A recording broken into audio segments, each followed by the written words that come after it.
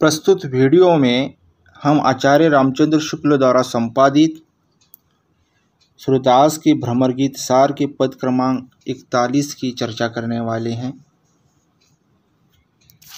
इस पद के अंतर्गत प्रेममयी गोपिकाएं कृष्ण लीलाओं में अपने अनुरक्ति का वर्णन उद्धव से कहती हैं।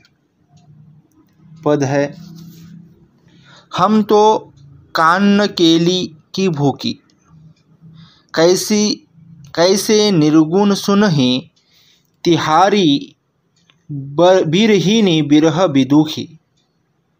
कहिए कहा यहो नहीं जानत, काही जोग है जोग, पालोगो तुम ही सोवा पुर बसत बावरे लोग।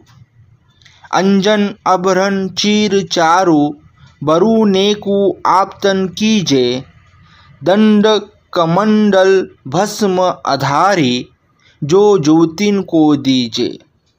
सुर देखी दुरूढ़ता गोपिन की, उद्धव यह व्रत पायो, कहे कृपा नदी हो कृपाल खो, मैं प्रेमे पढ़न पढ़ायो। प्रस्तुत पद के अंतर्गत गोपिकाएं श्री कृष्ण के प्रेम में डूबी हुई हैं और उसी प्रेम का वर्णन वो उद्धव से करती हैं और कहती हैं उद्धव से, हम तो कृष्ण की प्रेम युक्त ललित क्रीड़ाओं के लिए लालायित हैं।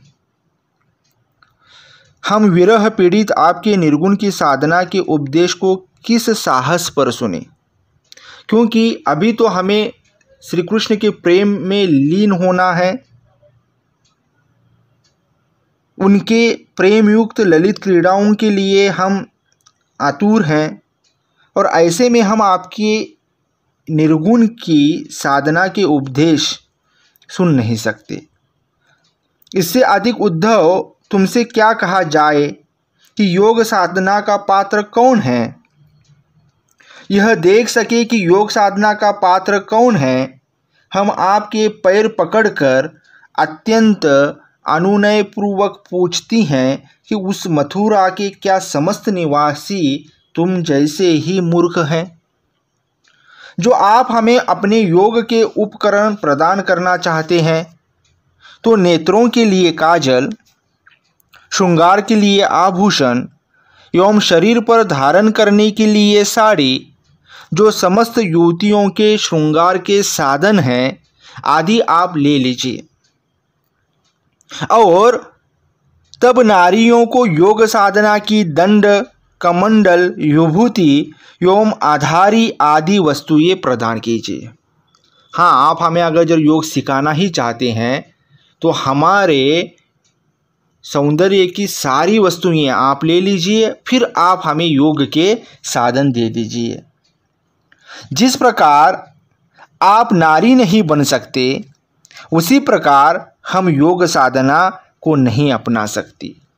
तो यहाँ पर उदाहरण देकर गोपियाँ उद्धव को समझाना चाहती हैं कि हम योग के लिए अनुचित हैं। उद्धव के लिए प्रवृत्ति मार्गी बनना कठिन है एवं गोपियों के लिए निवृत्ति मार्ग अपनाना असंभव है।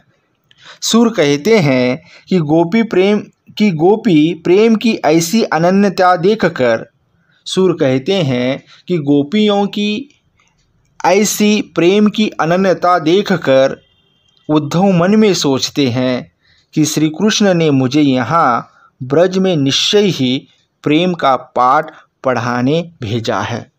तो यहाँ पर भ्रमर गीत सार में एक नए सोच की तरफ, नए प्रसंग की तरफ भ्रमर गीत सार चला जाता है और जहाँ पर उद्धव को लगने लगता है कि पहले उद्धव को ये लगता था कि श्री कृष्ण ने योग की बात समझाने के लिए मुझे गोपियों के पास भेजा है। अब उद्धव को लग रहा है कि श्री कृष्ण ने मुझे प्रेम का पाठ पढ़ाने के लिए गोपियों के पास भेजा है। इस पद के काव्य सौंदर्य की बात करें तो प्रस्तुत पद के तृतीय पंक्ति में यमक अलंकार है। प्रस्तुत पद में पुष्टि मार्गीय भक्त के अनुकूल गोपियों की लीला रुचि का वर्णन है। प्रस्तुत पद राग धनाश्री में गाया जाता है। धन्यवाद।